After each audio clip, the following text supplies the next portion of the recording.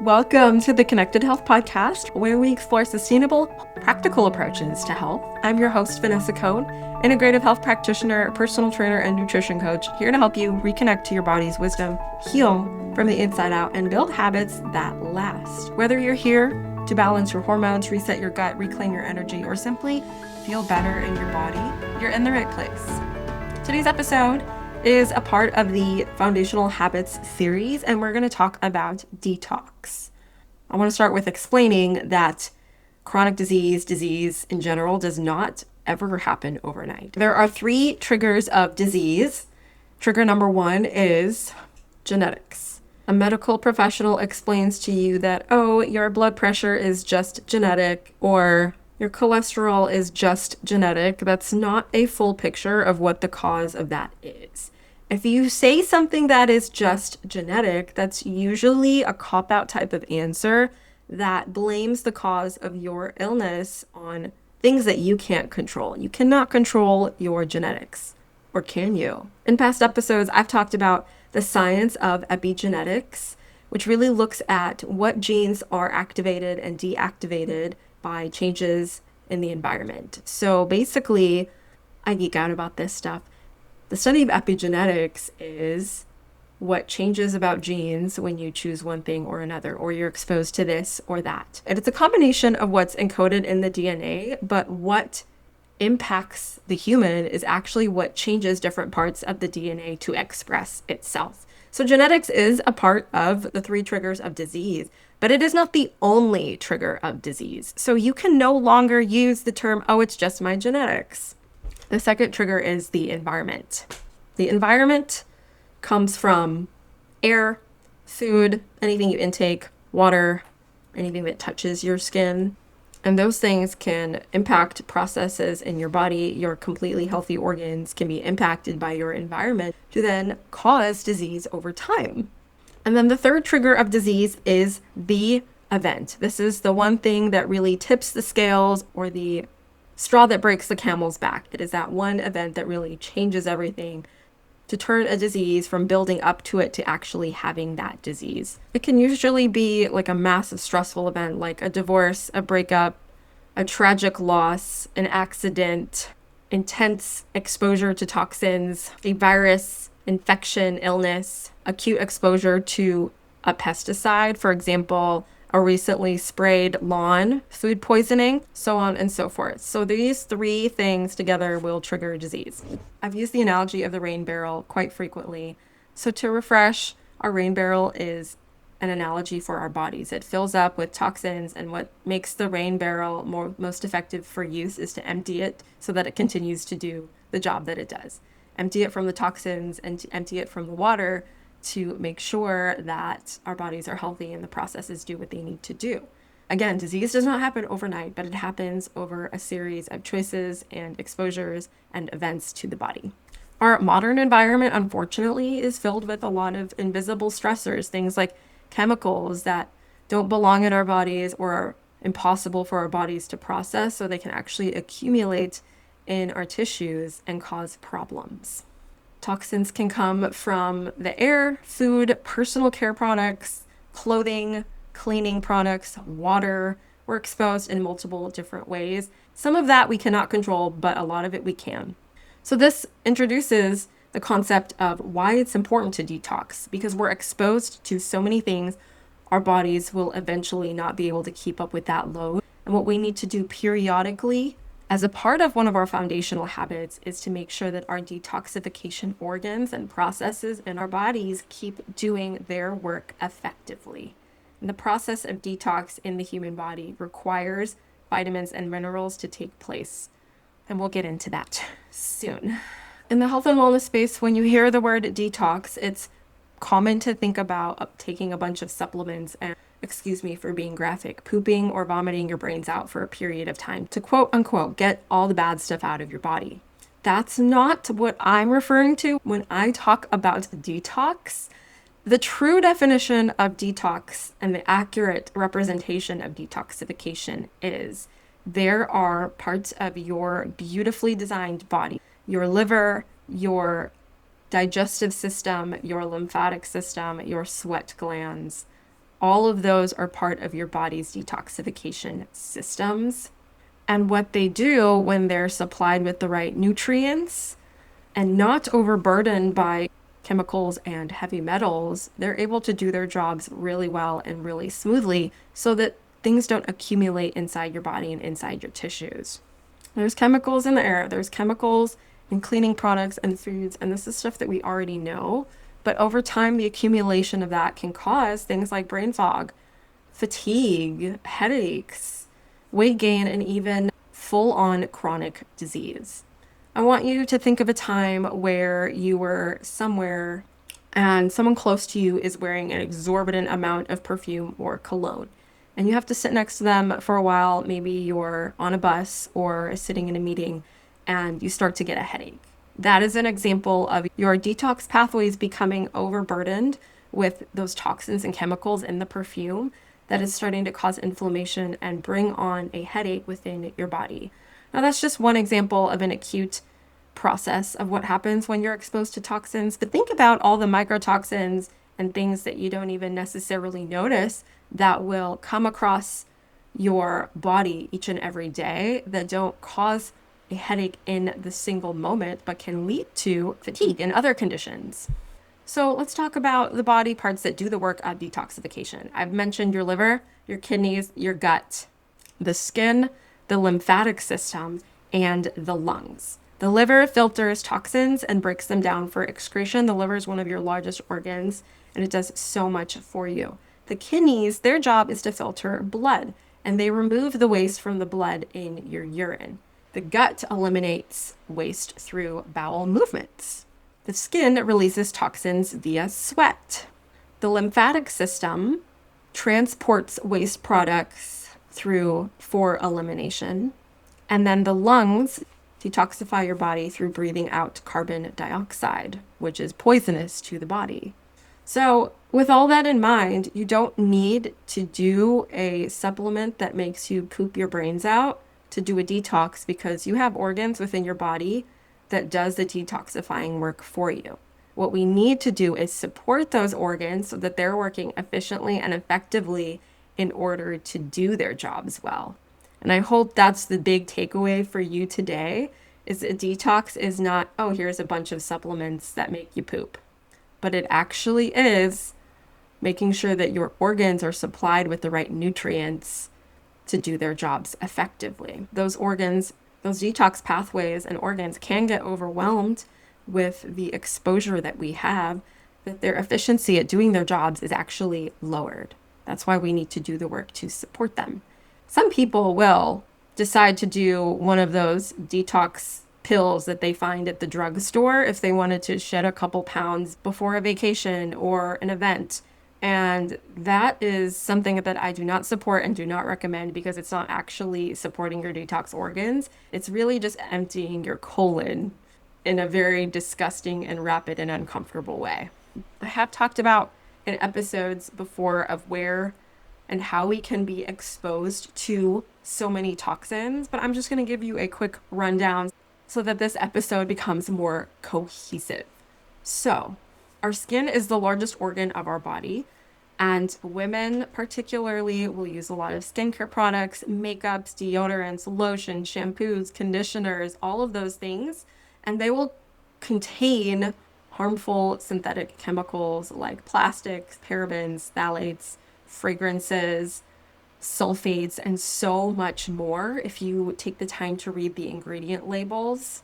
With things that don't belong in our bodies or things that our bodies cannot process with the organs that we have. Now, men use personal care products as well, but women are more exposed to them, especially if you use a lot of makeups and lotions and stuff. And we're exposed to cleaning products when we're cleaning our homes with sprays, disinfectants, things like bleach, ammonia, are all what's considered a VOC. And what that means is a volatile organic compound. Volatile meaning it's unstable in the body, doesn't belong there, and should not be a part of our cleaning products. And it is recommended to wear protective equipment like gloves when you're doing some heavy cleaning and using those equipment in your homes. But there's also warnings on cleaning products with ammonia to make sure that you're not in an enclosed space when you're using it, because it can damage your lungs and cause you to actually pass out and lose consciousness. It's actually poisonous if you are inhaling that for too long. There's poison labels for cleaning products. Now, you wouldn't ingest them, but there are many warning labels to make sure that it's kept away from children and animals, because they do have and contain chemicals that are actually harmful for us.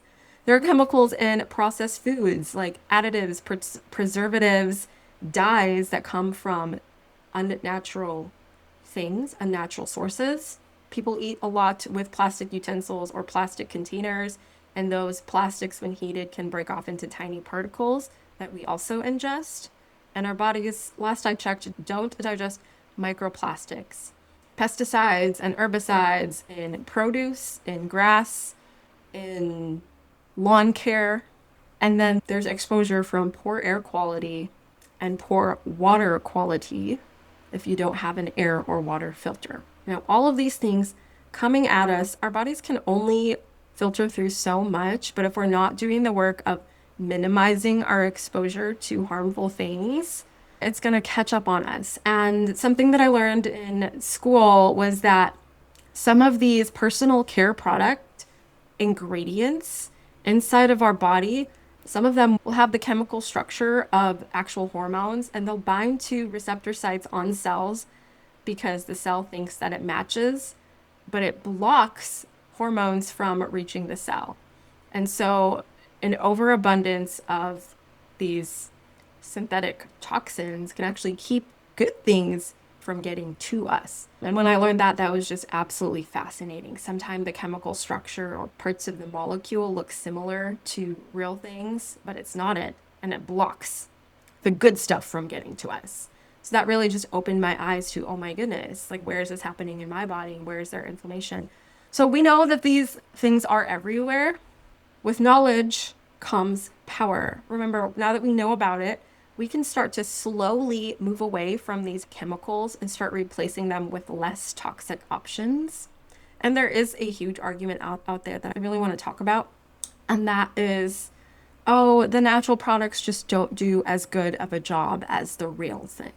I want to challenge that mindset, because it is a closed mindset in terms of adapting what you're used to something that might be new, but it's better for you.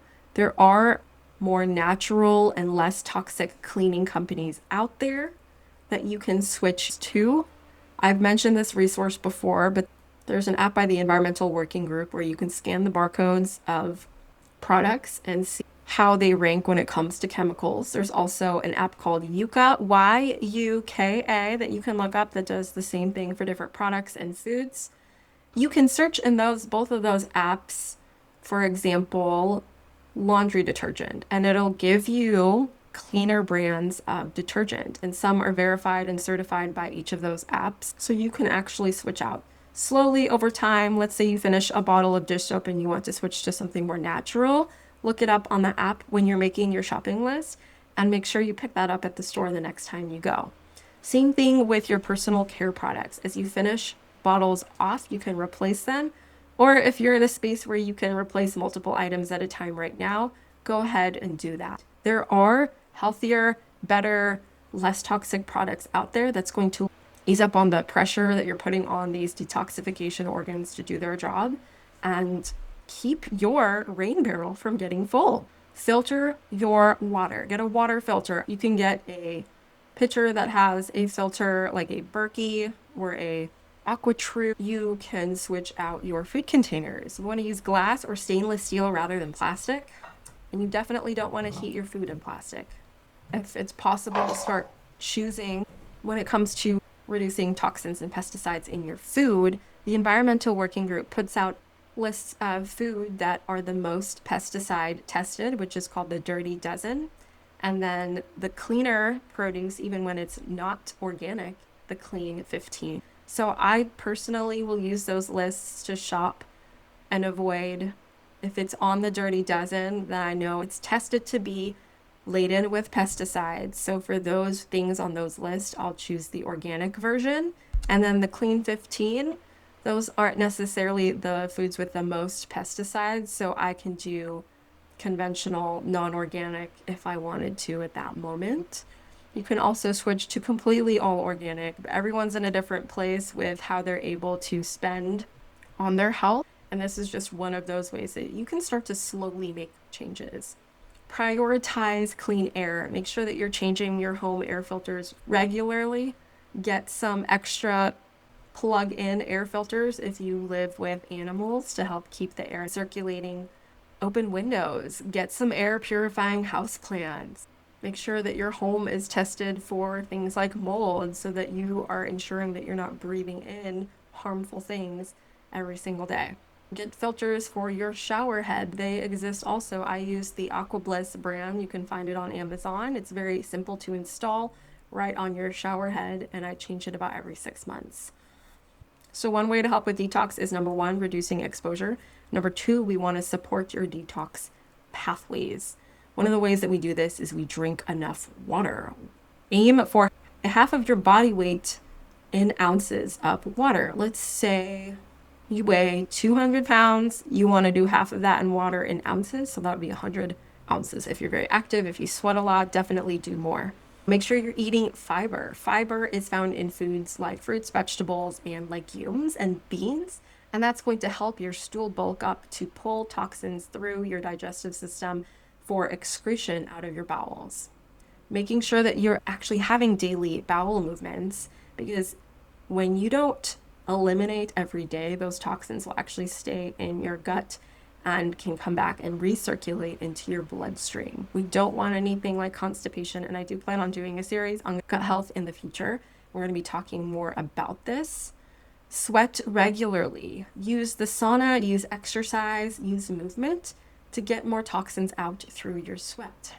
And another habit that you can have is dry brushing or doing some lymphatic massage. So the lymphatic system is a part of our detox pathways, and it doesn't have a pump. When you think of the bloodstream and the circulatory system, the heart is the pump for it to get things circulating and going. The lymphatic system does not have a pump. The way that we help lymph flow through the body is through physical activity and movement. Get up and move, get up and stretch to help things move. And there is something called lymphatic massage, where a certified lymphatic massage therapist moves the lymph through your body, through the areas of concentrated lymph nodes to help things detoxify there. It's very gentle touch. It's not your typical firm pressure massage. Is actually very gentle because it only takes a light touch to move that lymph through the body, because the lymphatic vessels are actually not too far underneath your skin. Then there's something called electrolymphatic therapy. It's more effective than a lymphatic massage because it uses technology and it uses the electrons in your body to move that lymph faster. And I learned when I did my first ELT session is that one electrolymphatic therapy session is equivalent to 10 manual lymphatic massages. So you can choose what you have a preference with to move your lymph. But people with circulatory issues and diseases like lymphedema and women with breast cancer, I would say you want to do stuff like that more often. Another way to support your detoxification pathways is to get adequate sleep. A lot of detoxification happens when you are sleeping. Cellular repair, cellular cleanup, all of that happens when you sleep. Now, let's talk about actual supplement-driven detoxes. Something that I offer with clients is what's called a quarterly functional medicine detox. This particular detox that I offer is a practitioner-led detox. You can either do it in the context of a group when I offer that with a group, or you could do that one-on-one with me as your health coach to start off supporting your body for the process of detox. That's recommended to do every quarterly liver and gut detox when you're ready. And what being ready means is you need to have a few of the foundations down. Because if you do a detox and you're trying to force your body to push these chemicals and toxins out, yet you're not eliminating through your bowels every day, you're not sweating, things will be ready to come out, but they won't be able to get out. And so they'll start to build up and recirculate. We definitely do not want that. So before you do any sort of detox, make sure that you're naturally eliminating your bowels every single day. You're drinking enough water and you can actively sweat. This is a general sense that your detox pathways through urine, bowels, and sweat are open, they're working, and they're ready to go. And so, what a functional medicine detox entails is changing your diet for a period of time. We can do this for either 7, 14, or 21 days, and supporting your body with whole foods as much as possible. What this particular detox that I do will eliminate all of the most common allergen food groups. So that'll be gluten, dairy, soy, shellfish, nuts, and so forth. It eliminates most of those because those are more likely to cause inflammation and a response in people. So we want to stop intaking them for a period of time to give our body a chance to rest and to let go of the toxins that were already accumulating in there. We don't want to add to the chaos. We want to give our body a break so that it can let go and release. We first start the detox by changing the diet for a period of time, either 1 to 3 weeks. And then we also want to intake foods and supplements at times that support our detox pathways. The liver is a huge detoxification organ. It's one of our main ones. And there's actually 3 phases to what the liver does to detox things through it. And each of those phases need a variety of vitamins and minerals to do their jobs effectively. Let me just list a few. I won't get too into the weeds, but you need B vitamins, antioxidants, flavonoids, phospholipids, something called cytochrome P450, amino acids that are from protein. And then phase 3 of liver detoxification is what is called transportation or drainage, actually getting things out of the liver. And you can do that with something like humic and fulvic acid extracts, coffee enemas, making sure you're getting enough fiber, enough hydration, a helpful supplement called TUDCA, and herbs that can help move your bowels and move your intestines, move your bowels through your intestines for excretion. All of those things together help the liver, help the digestive system, help the kidneys get to things that don't need to be in our bodies out. When I run these detoxes, I'll make sure that we change the diet to bring in whole, healthy foods that are not going to exacerbate any food sensitivities or food allergies. We'll support the body with these things, usually in supplemental form and in herbal tea form. We want to increase the uptake of detoxifying foods. For example, things like cilantro helps to pull out heavy metals in the body. Vitamin C, cruciferous vegetables like broccoli, cauliflower, Brussels sprouts, kale, vegetable lemon, garlic, beets to help the kidneys, and herbs like milk thistle and dandelion root. All of these things with the nutrients from our diet and from supplementation can really boost the detoxification organs to do their best work. So again, you can do a concentrated detox system or protocol like this up to about 4 times a year. You can do it quarterly, you can do it annually, you can do it twice a year, but it is recommended to do regularly so that you keep your body and your organ systems moving really well. As we age, as we expose our body to harmful things, poisons, chemicals, and such, our detox organs and pathways start to become less efficient. For example, in issues like cirrhosis of the liver, you can get this through alcohol, or you can even get non-alcoholic fatty liver disease, where your liver becomes so inflamed and unable to do its job that it loses its effectiveness, and you start to have issues like jaundice of the skin, yellowing of the eyes, weight gain, inflammation, water retention, and fluid retention, and stuff like that. This is why it's important to do detoxification rituals regularly.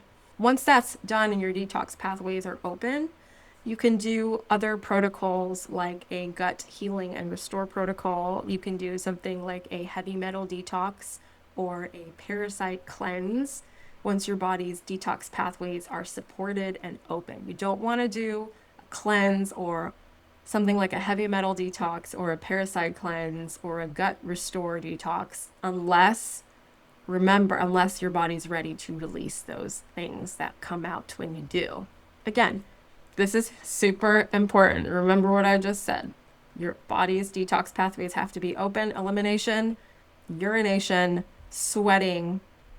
After all of that is done and you've still got some chronic health issues, it's important to consider things like functional lab testing, making sure that your blood work is done. If you've got some gut issues that won't seem to go away, it's important to do some stool testing. You can do a urine test called the organic acids test and see what's going on through your urine. You can do heavy metals and minerals by testing your hair through the hair tissue mineral analysis functional test. You can test for all sorts of things like parasites, fungus and mold, heavy metal toxicity, gut dysbiosis, intestinal bacterial overgrowths, and so much more with these functional things. Now, a little bit about each of those tests. Those are tests that you can do at your own home typically. The only reason you would have to go out to a lab would be for things like a breath test or a blood draw of several vials. Otherwise, I offer at-home functional medicine lab testing through things like your urine and your stool. And if you needed to collect any saliva samples or small blood spots, those are pretty simple to do in your home. Do the paperwork and submit the labs. And I, as an integrative health practitioner, will help you turn what those labs mean into action for you to help your body detox, to heal, and to restore. So overall, we know why we need to detox. We know what detox is and what it's not. And we know some ways that we can start creating healthy detoxification habits. So choose one of those tips today to start working on it. The simplest one you can take action on is hydration, making sure you're drinking enough water. Keep on adding small steps to those habits to start making sure that over time your detox pathways are moving things out as they should. If you detox the right way, your body's going to stay as healthy and as vibrant and as energetic as possible because you won't have bacterial overgrowth weighing you down. You won't have brain fog and chronic headaches and fatigue holding you down either, because all of the things that were accumulating in your body to cause those symptoms will have been taken out of the equation. That's why it's so important to do this. A detox is not just a trendy thing that you do right before a vacation. It's actually so much more and so much different than that. It's not about depriving your body of things. It's a period of concentrated time where you're being intentional to restore those pathways, to restore your body to healthier states. And it's about removing and expelling what doesn't belong in the body and bringing in vitamins and nutrients and things that nourish your body. You don't need to be perfect, but I really want you to just have awareness of reducing your toxin exposure through choosing different personal care products and different food products, changing your air and your water, and any sort of intention that you make towards those changes with consistency will show up in massive results. Doesn't have to be perfect, just take action today. Thank you for tuning in to this episode of the Connected Health Podcast. If you found value in today's conversation, I'd love for you to share it with a friend so that you can share the health, because health is wealth. So you don't miss any future episodes. Go ahead and subscribe to the Connected Health Podcast on whatever platform you listen to. And it's really helpful if you leave 5 stars or a review, because that helps more people find this type of natural healing. Remember, your health is in your hands, one connected habit at a time. See you next week.